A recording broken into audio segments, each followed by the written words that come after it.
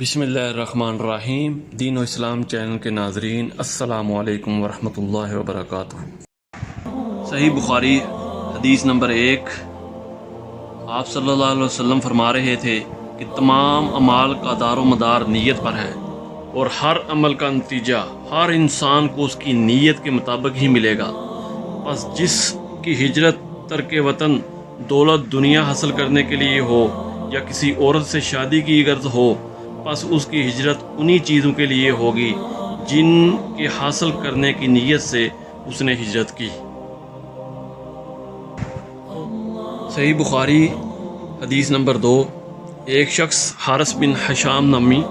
نبی کریم صلی اللہ علیہ وآلہ وسلم کے پاس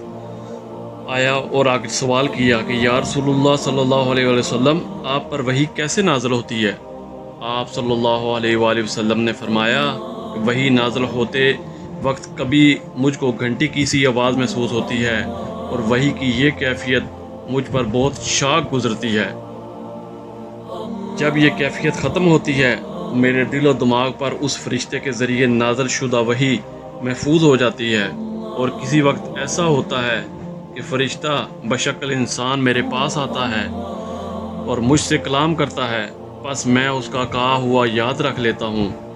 حضرت عائشہ صدیقہ رضی اللہ تعالیٰ عنہ کا بیان ہے کہ میں نے سخت کڑاکے کی سردی میں نبی کریم صلی اللہ علیہ وآلہ وسلم کو دیکھا کہ آپ صلی اللہ علیہ وآلہ وسلم پر وحی نازل ہوئی، اور جب اس کا سلسلہ موقوف ہوا